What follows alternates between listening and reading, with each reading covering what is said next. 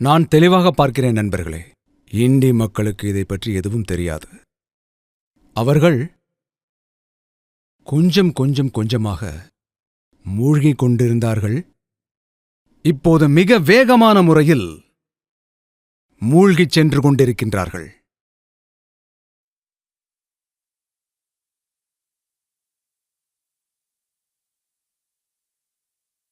நண்பர்களே, இந்தி கூட்டணியை சேர்ந்தவர்கள் நம் நாட்டின் சாதாரண குடிமகனின் புரிதல் இன்றைக்கும் கூட அவர்களால் அதன் ஆற்றலை புரிந்து கொள்ள முடியவில்லை, அல்லது புரிந்து கொள்ள விரும்பவில்லை. நம் நாட்டின் சாதாரண குடிமகனுக்கும் ஒரு புரிதல் உண்டு. ஏனெனில் அவர்கள் மண்ணின் மைந்தர்கள் அல்லவா? அவர்கள் புரிந்து கொண்டிருக்கிறார்கள், புரிந்து கொண்டு அங்கீகரித்தும் கொண்டிருக்கிறார்கள். அதை அவர்கள் புரிந்து கொள்ளவில்லை. நண்பர்களே, இவர்களின் நடவடிக்கைகள் 4ஆம் தேதிக்குப் பிறகு என்ன?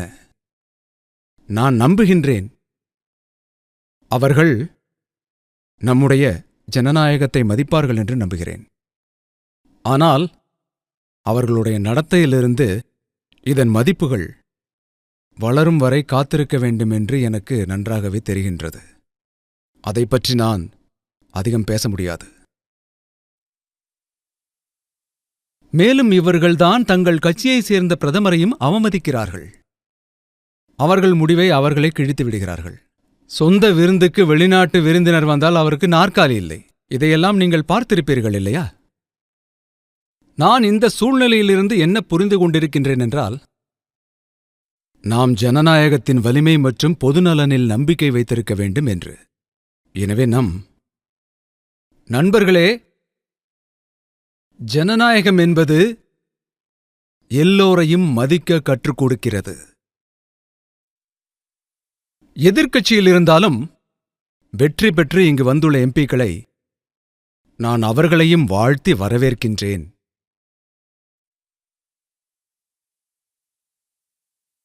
இப்போது கடந்த 10 வருடங்களில் ஒரு விஷயத்தை நான் பார்க்கவில்லை. அவை விவாதங்கள், பங்கேற்பது மற்றும் விவாதத்தின் தரம். நான் அவற்றை மிஸ் செய்கின்றேன். இனி நடக்கும் என்று நம்புகின்றேன். ஏனெனில் புதிய வீடு கட்டப்பட்டுள்ளது. அதை நான் தவறவிட மாட்டேன். ஒருவேளை நமது சகாக்களும் தேச நலன் கருதி சபைக்கு வருவார்கள் என்று நம்புகிறேன். மேலும் அவர்கள் எதிர்க்கட்சியில் அமர்ந்திருந்தாலும் அவர் தேசத்திற்கு எதிரானவர் அல்ல. அவர் எங்கள் எதிர்க்கட்சியில் இருக்கிறார். தேச நன்மைக்காக நாம் அனைவரும் ஒரே திசையில்தான் இருக்கிறோம்.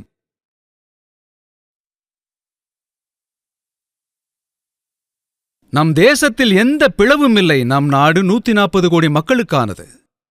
நான் உண்மையாக நம்புகின்றேன், நம் தேச நலனில் அக்கறை உள்ளவர்கள் சபைக்கு வருவார்கள் என்று.